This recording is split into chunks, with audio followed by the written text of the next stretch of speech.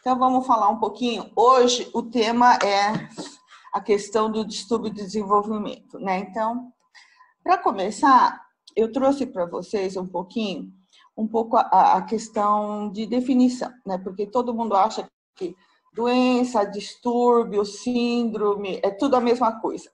E não é tudo a mesma coisa, né? Então, assim, cada coisa tem uma definição.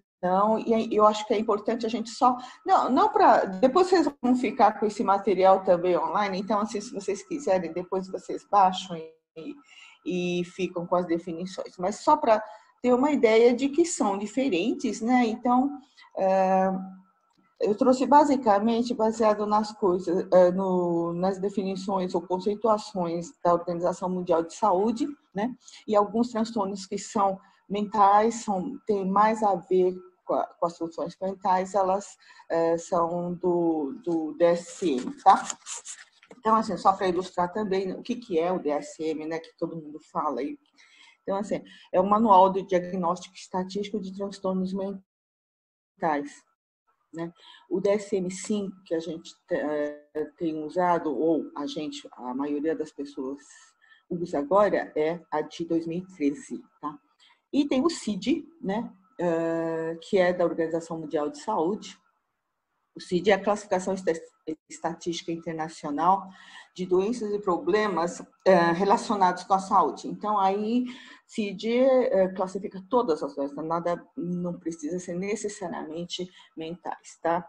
E aí, o CID está com uma versão nova, o CID-11, né? Que saiu em 2018, mas ainda por questões de tradução, por questões de compreensão e uma série de coisas, ela só entra mesmo em vigor, né, em 2022. Agora, o CID-10, né, que era usado antes, ele era de 1993, então bem antigo. Aí logo depois não, mas assim, depois veio o DSM, então as pessoas tendem a usar mais o DSM porque ele é mais novo, tá? Então, colocado isso, o que é doença, né? Doença é a alteração do organismo. Eu acho que talvez eu não fique lendo aqui, mas está dando para vocês verem aqui, né? Para a Organização Mundial de Saúde, doença é ausência de saúde. Distúrbio é uma disfunção mais ligada ao sistema nervoso central, né? Então, dentro da nossa área, mais da psicologia, da psiquiatria, ela é mais relacionada à questão da criança. Então, a criança tem um distúrbio, né? Não são, a gente chama de dificuldade as que são relacionadas aos problemas do meio, às questões psicopedagógicas, às questões socioculturais, né? Mas distúrbios teria mais a ver com a criança. A criança é que tem alguma dificuldade. Embora eu acho que a gente precise trabalhar depois, né? Não entrar muito com a questão de sempre culpabilizar a criança. A gente vai estar falando um pouquinho dessa questão depois, tá? Eu vou ver se eu abro a prancha, se eu consigo deixar a prancha. Não sei, sim. Acho que fica mais fácil para vocês. Dá para ler melhor? Acho que dá para ler melhor, né? Ok. Então, a outra coisa que eu acho que vocês ouvem bastante falar também é a questão do síndrome, transtorno, né? Então, o que é síndrome, o que é transtorno? Síndrome é um conjunto de sinais e sintomas, então ele precisa acontecer vários sinais juntos ou sintomas juntos para a gente chamar de síndrome. E síndrome normalmente não, mas assim, acontece muito de levar o nome da pessoa que descreveu o quadro. Então, assim, síndrome de fulano de tal, né? Vocês ouviram muito no Japão, acho que assim, ainda se fala muito no Asperger, né? Na questão do TEA, embora pela DSM a gente não fale mais, né, síndrome de Asperger, mas todo mundo eu ouço muito falar no Japão ainda, né?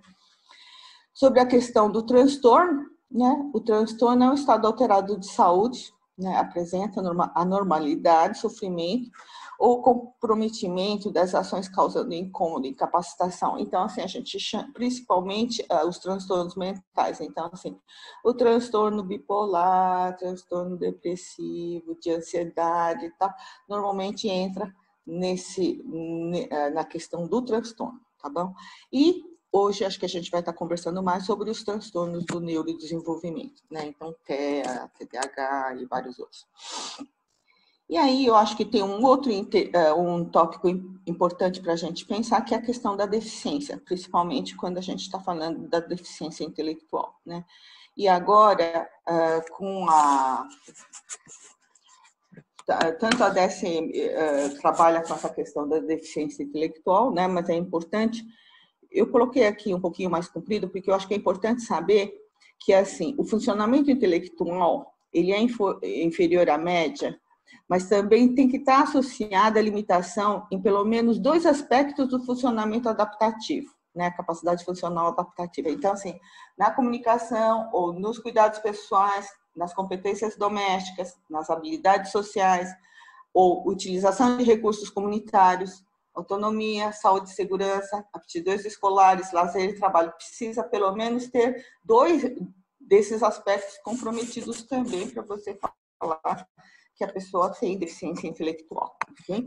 Então, assim, não é fazer só um teste de QI e dizer, ó, deu abaixo, então já é deficiente. Acho que, então, assim, tomar esse cuidado também, tá? E aí, com a...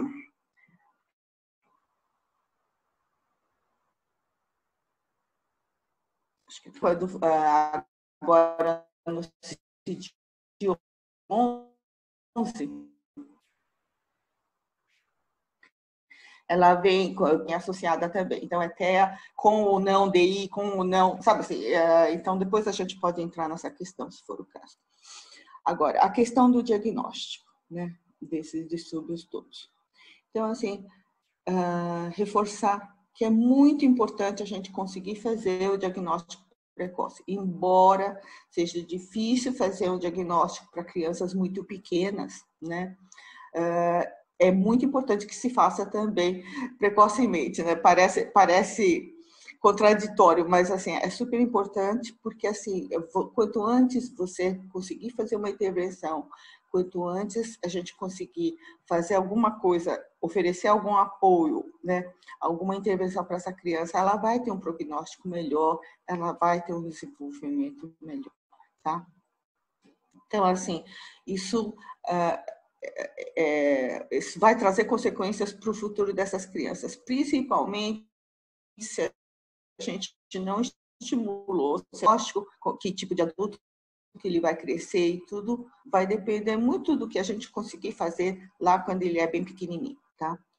Outra coisa que eu acho super importante, a gente acha super importante, né, tá falando, é sobre não estigmatizar, né? Então, assim, depois, quando a gente for falar das classes especiais e tudo, eu acho que o grande perigo não é se tem ou não o diagnóstico, se fez ou não, mas se você exclui a criança, se você chama essa criança de criança com algum distúrbio ou com DI, é como se a criança já tivesse um letreiro colado na testa dizendo, olha, eu não sou normal, entre aspas, tá? Então, isso é muito perigoso e a criança também responde a isso, a família também responde a isso. Então, assim, esse é o perigo que a gente deve estar sempre tomando muito cuidado para evitar, tá?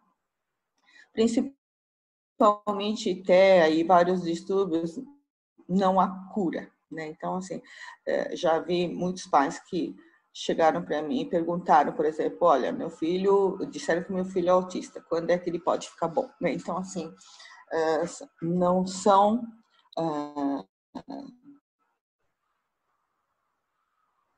quadros que você pode esperar pela cura, mas dependendo do tipo da intervenção e quando essa intervenção é feita, a gente consegue observar realmente grandes progressos e muita mudança, né, realmente significativa dessas crianças, tá?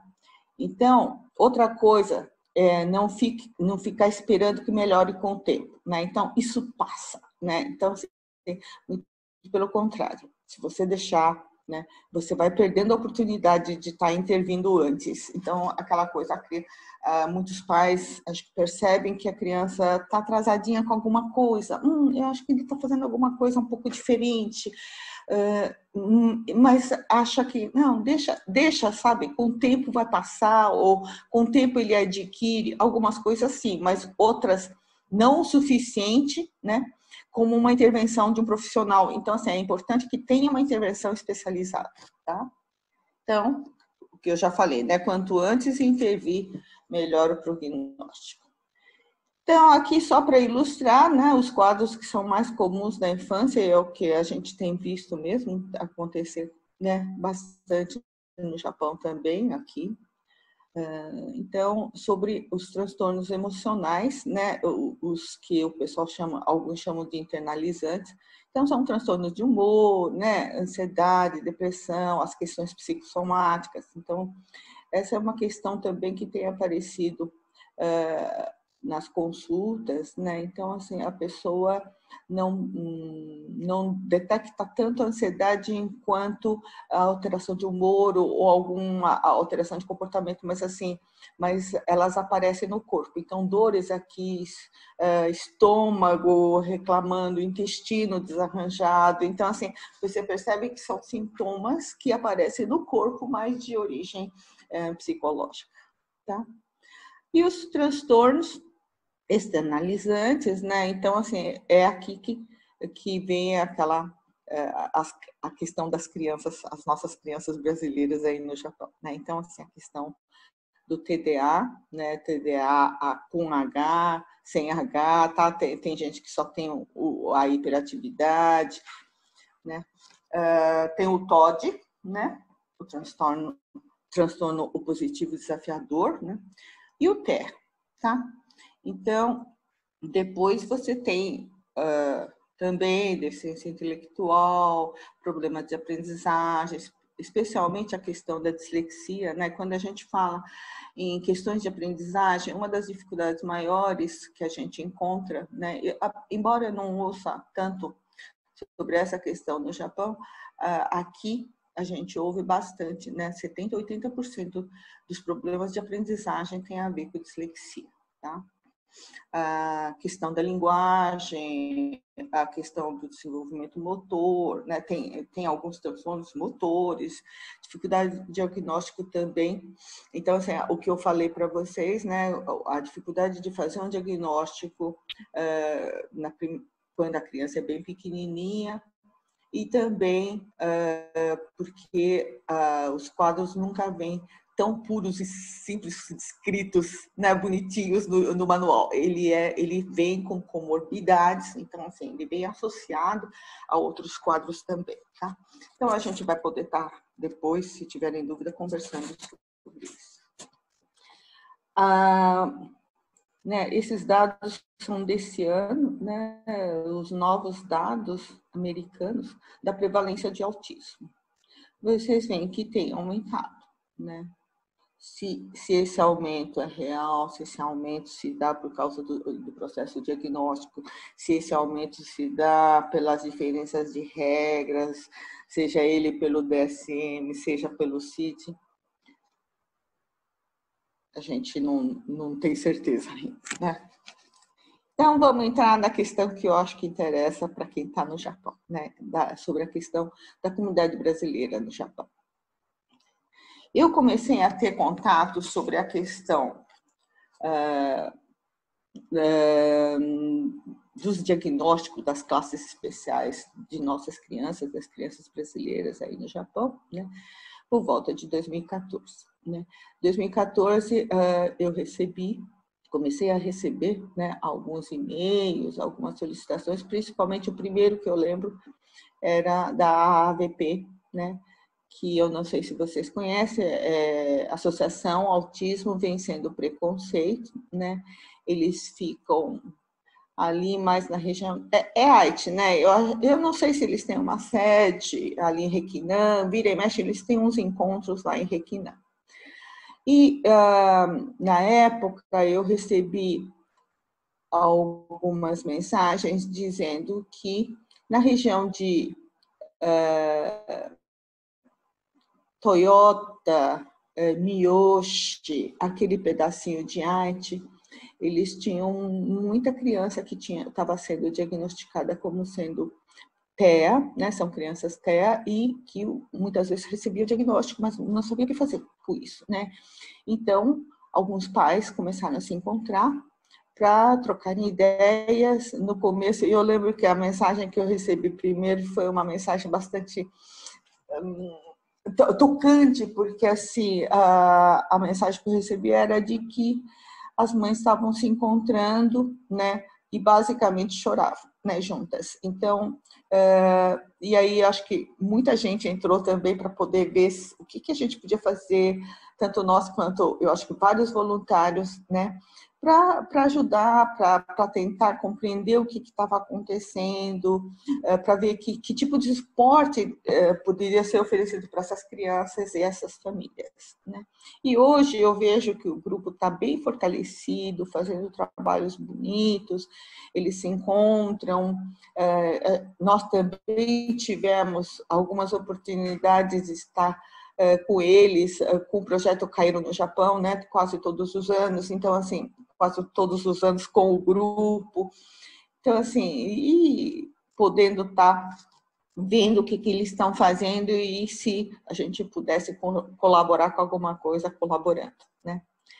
E outra coisa que estava acontecendo também, vocês sabem, o projeto Cairo, que a gente desenvolve aqui, é um projeto para apoiar, né, as crianças que retornam do Japão para cá, para São Paulo. E dentro desse projeto, que começou em 2008, né, nós começamos a receber, nessa época também, 2013, 2014, crianças que chegavam para a gente dizendo que receberam algum diagnóstico ou um parecer de um médico, não um diagnóstico fechado, mas ou pessoas que tinham sido indicados para irem para classes especiais, mas que alguns pais não quiseram, então, e estavam com a gente nas escolas públicas aqui, né? Outra coisa que nós fizemos logo que tivemos essas notícias todas foram sondagens no Japão, né, desde 2015, vendo creches, visitando creches, classes especiais das escolas japonesas, conhecendo creches de tias, né? Por exemplo, não são creches no sentido formal, como Roikuen e educação infantil das escolas brasileiras, mas algumas creches mesmo de apartamentos, salinhas, onde algumas tias tomam conta de várias crianças, principalmente dentro de dantes, né? Conjuntos habitacionais e coisas assim. E 2016, 2017, 2018, nós fizemos sondagens em uma outra época, porque normalmente eu vou uma vez por ano para o Japão com o Cairo, mas assim, aí eu comecei a ir em outra época também para fazer essas sondagens, né? Fazendo entrevista com os pais, fazendo uma boa entrevista de anamnese, fazendo inventário do CBCL e coisas assim, né? E depois nós tivemos também, que eu vou estar apresentando um pouquinho, bem rapidinho para vocês, é um trabalho com a professora Matsuda, né? E vários outros, assim, eu coloco com colaboradores, que são várias pessoas que se juntaram a ela para fazer um trabalho também de sondagem, né, e pesquisa da questão dessas crianças, né, que depois ela mesma publicou e a gente pode ter acesso a elas. Então, assim, vou estar mostrando um pouquinho para vocês. Nós fomos também visitar serviços de day service, né, que o japonês chama de day service, que são instituições que acolhem essas crianças fora do período das aulas, por exemplo, ou depois das aulas, ou crianças pequenininhas que ainda não estão matriculadas em escolas ou de educação infantil e que passam bastante tempo, né? A maioria passava bastante tempo só com as mães em casa, então, assim, eles faziam todo um trabalho de estimulação com essas crianças, né? Então, tem essa, como eu falei, o dos pré-escolares e as crianças maiorzinhas que depois das aulas vão para essas instituições também receber um reforço, uma estimulação mais adequada ao que elas precisam, né? Então, dentro desses grupos tinha visitas, não é querer fazer propaganda, mas assim, as visitas que eu fiz ao grupo Kirari, eles foram muito receptivos, né? Eu só tenho que agradecer, porque eles marcavam entrevistas para mim, com as mães, com as crianças. Então, assim, foi uma coisa bastante... Foram extremamente colaboradores, assim, cooperativos, né, para a gente poder fazer essa sondagem, tá? Se eu não me engano, acho que tem umas 20 unidades do Kirari que só tem de brasileiros, né, voltada apenas para brasileiros. Aí, eu acho que assim, o que a gente conseguiu pensar um pouquinho sobre, depois dessas sondagens todas, né? Pensar no processo de avaliação, né? Que eu acho que é uma coisa importante. Então, assim, quem avalia? E, percorrendo por vários lugares, a gente percebe que existem algumas cidades que têm todo um aparato, né? Uma instituição, todo um percurso a ser cumprido pelas pessoas. Então, as pessoas vão ou por um Hatat Center, ou por então, assim, para um posto de saúde, né? Seria alguma coisa assim. E ter especialistas que podem estar avaliando, podem estar olhando, encaminhando, fazendo uma série de coisas até chegar num certo diagnóstico que é feito multiprofissionalmente. Então, assim, a gente percebe que todo o processo é bem feitinho. Agora, também encontrei cidades onde não haviam postos assim, nem recursos dessa natureza, nem especialistas adequados, né? Então, o que acontece? Acontecia, por exemplo, a questão não é... o que é complicado não é fazer o diagnóstico, o que era complicado para mim, né, era mandar essas crianças para salas especiais. Então, assim, às vezes, um professor, por exemplo, numa escola, não tem para onde encaminhar essa criança, então o próprio professor, né, aplicava um teste de inteligência, no caso o VISC, né, que na época eu ouvia dizer, olha, basta você comprar um instrumento e ter um curso de final de semana rápido que a editora oferecia para poder aplicar. Então, muitas vezes era o professor, um coordenador pedagógico que aplicava e já indicava que essa criança tinha problemas e já encaminhava para salas especiais, né? Que é, na verdade, uma coisa meio séria, porque se você pega e exclui da sala de aula normal, né? E muitas vezes isso só é feito no Japão com a autorização dos pais. Então, teoricamente e na prática, é feito desse jeito, né? Então, assim, você fala para o pai, olha, sua criança está com alguma dificuldade, então vamos lá colocar numa sala especial, né? Mas isso é um processo, acaba sendo um processo de exclusão, né?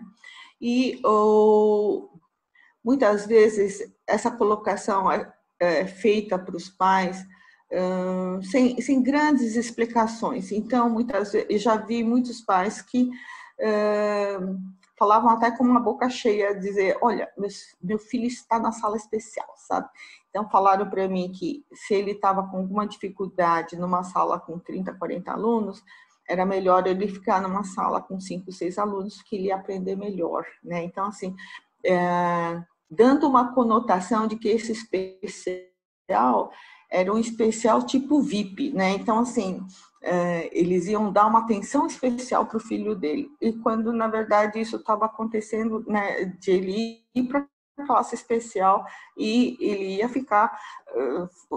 ter um acompanhamento muito diferenciado do resto das crianças, das demais crianças, né? E esse especial não necessariamente era uma coisa boa, tá?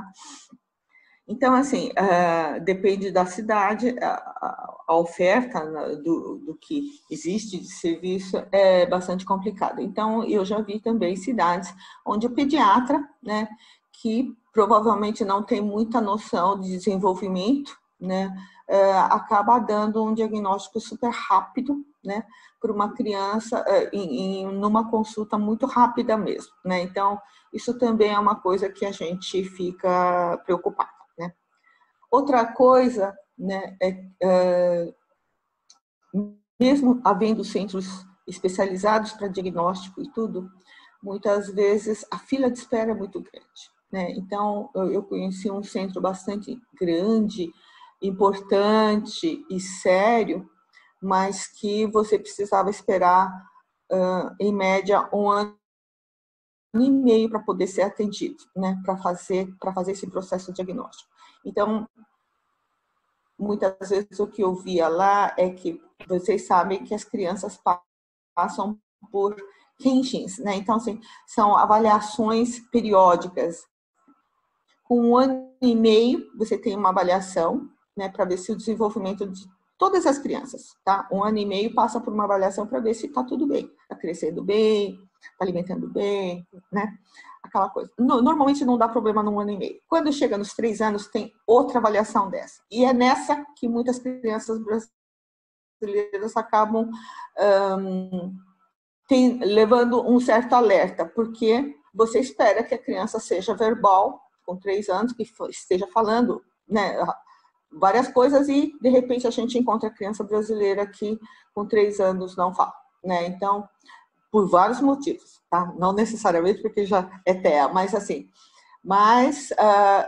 dá um alerta. E aí, por exemplo, entra numa fila dessa para ser avaliado, então, a indicação é essa: não, olha, vale a pena levar para avaliar, ver o que está acontecendo com essa criança, né? E aí você pega essa criança e ela espera, por exemplo, 1 ano e meio nessa fila de espera, né?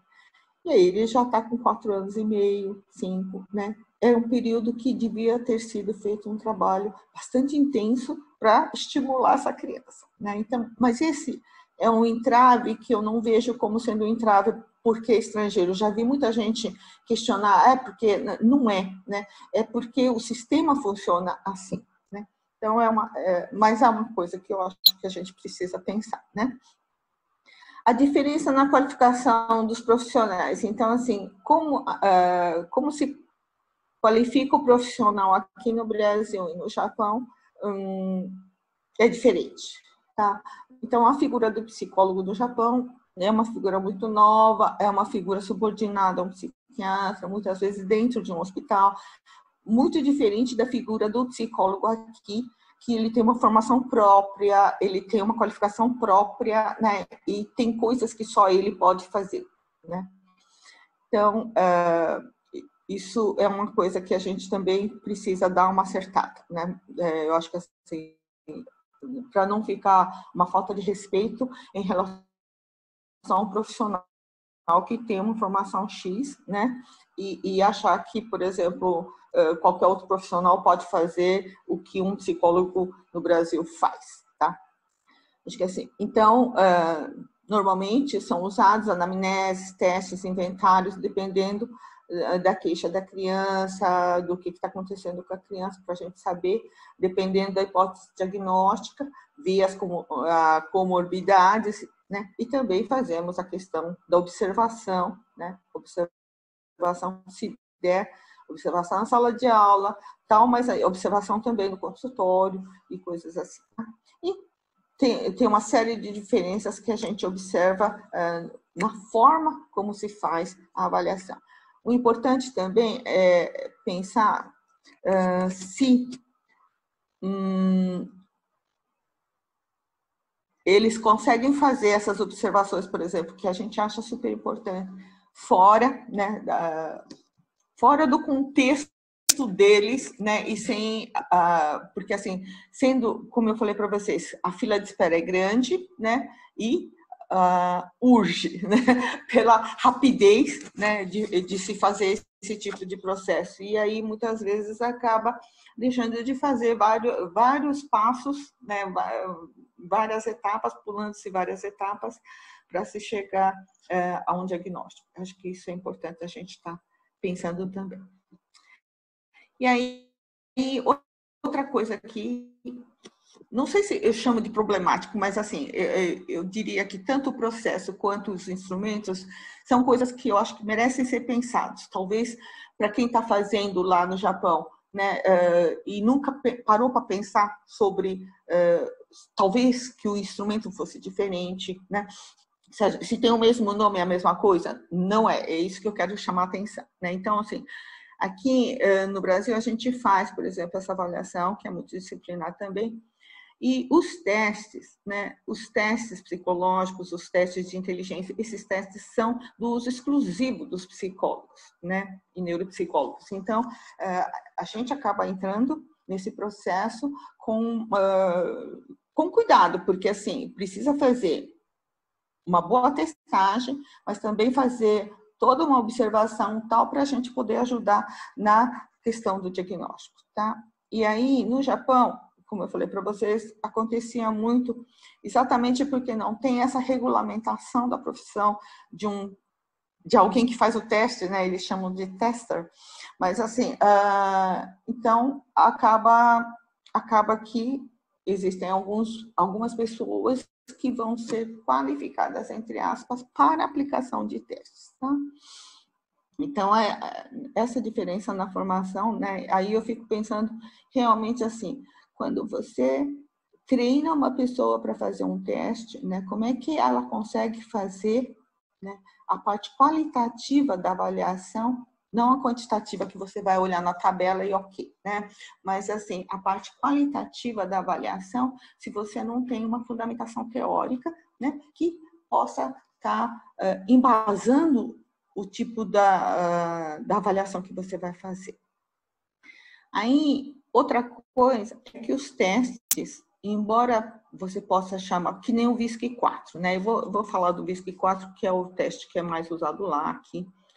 Então, é um teste americano, né? Mas ele tem uma padronização de cada país. Então, eles usam a padronização japonesa, né? Ele tem a tradução, padronização, usando as normas japonesas. Agora, nós aqui temos a nossa padronização, a nossa versão, né? E as nossas normas. Então, assim, isso é importante, né? Agora, no caso das crianças brasileiras que estão no Japão, eu realmente fiquei muito atrapalhada com isso, porque, assim, eu acho que a norma japonesa, a versão japonesa, né, a padronização japonesa não é a mais adequada para eles, mas também não é a nossa, né, não é a padronização brasileira, porque, assim, são crianças que muitas crianças nunca vieram para o Brasil, né, nasceram no Japão, estão crescendo no Japão, então, assim, e aí você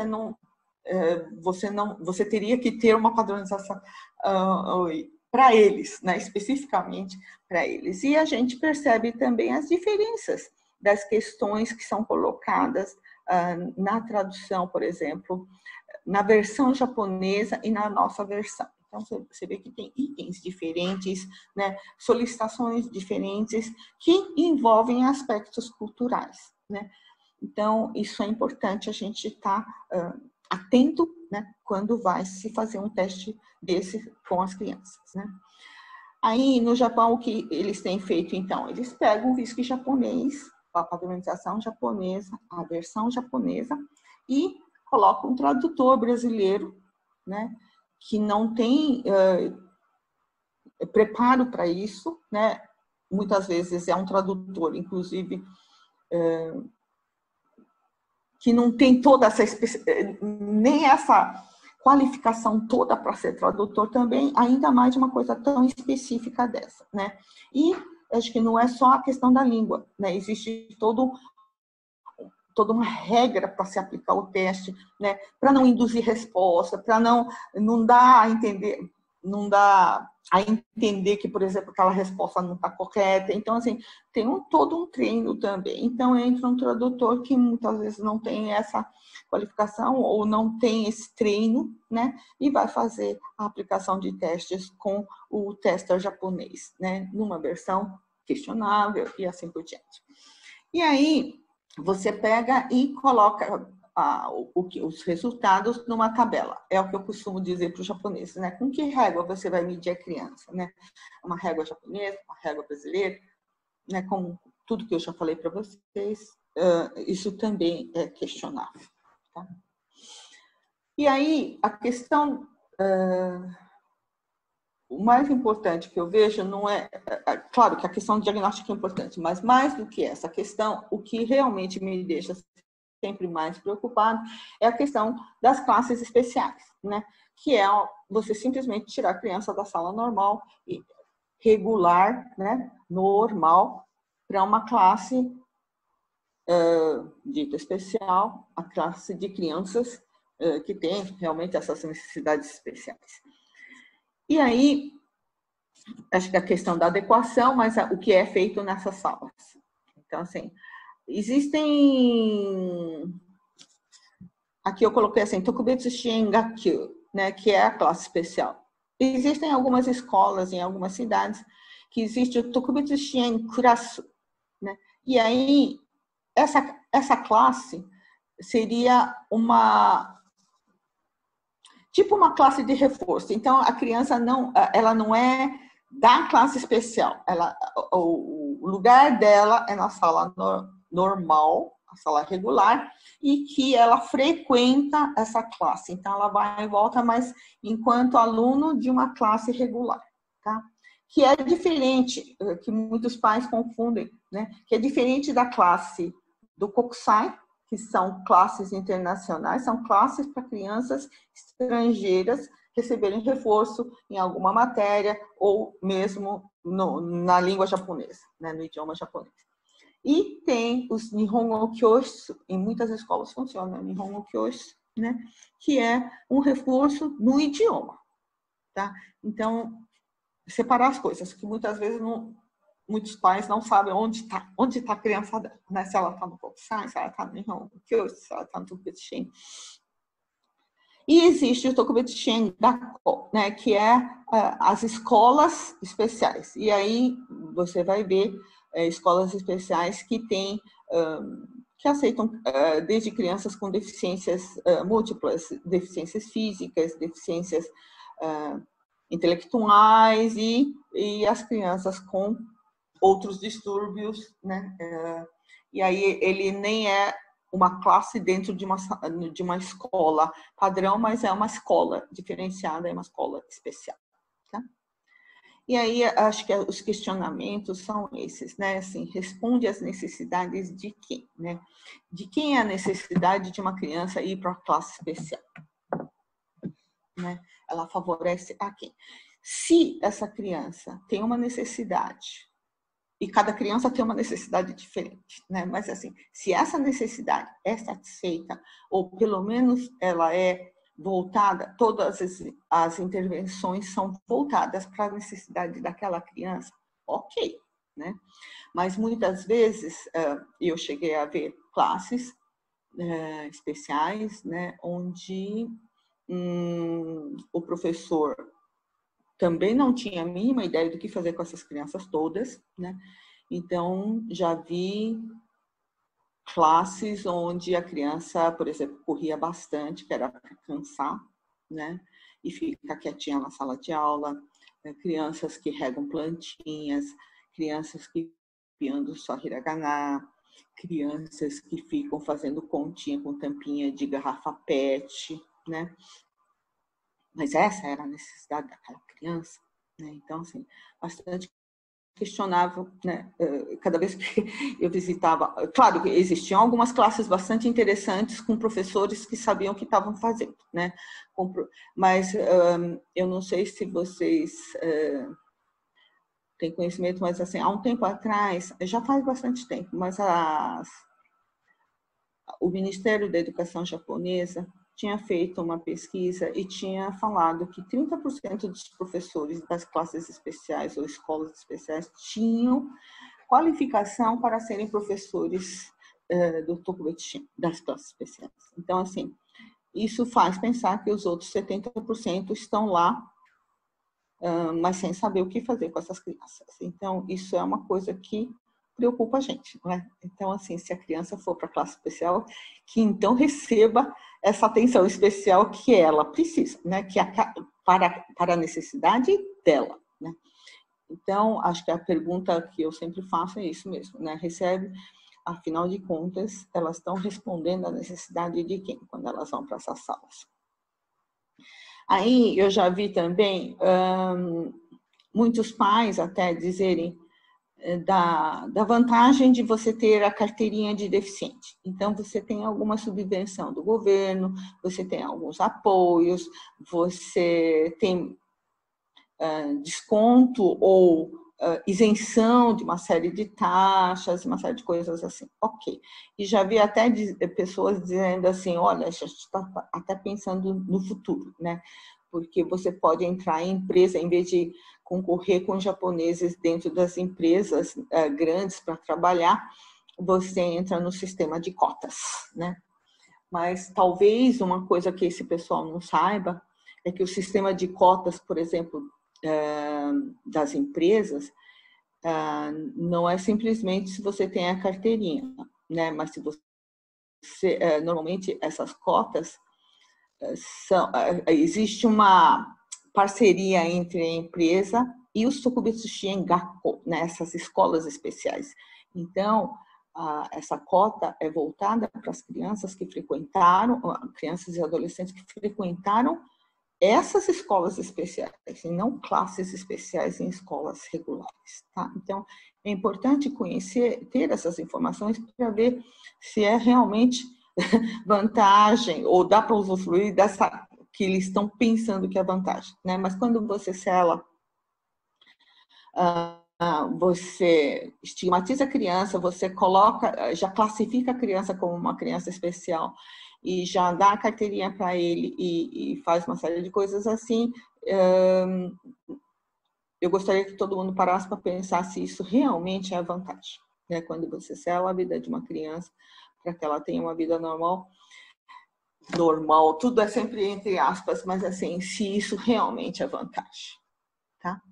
Então, assim, você vai viver com a ajuda do governo quando crescer, isso é vantagem, né? Ser cidadão de favor sempre é uma vantagem, né? Eu acho que assim, a gente, enquanto educador, enquanto profissional, a gente quer todo mundo vire cidadão de direito, cidadão, né, que produz, cidadão que também pode brigar pelos seus direitos e pode, né, cuidar de si mesmo, né, e ser dono do próprio nariz. Né? Então, aqui, por exemplo, a Emília que tinha colocado isso, né, Emília? Que a educação inclusiva, quando a gente fala na educação inclusiva aqui no Brasil, especialmente em escolas particulares, porque eu não vejo muito acontecer em escolas públicas, mas se bem que, assim, criança com TEA, por exemplo, na sala de aula normal, regular, eles têm direito a pedir um professor auxiliar, né? Então, assim, a secretaria do município, do estado, oferece um apoio naquelas classes onde tem crianças ditas especiais, né? E, por exemplo, né, tem algumas vantagens, por exemplo, assim, na questão de fazer a prova, por exemplo, ter mais tempo, né? Ter algumas medidas diferenciadas para as crianças que têm necessidade diferente, tá?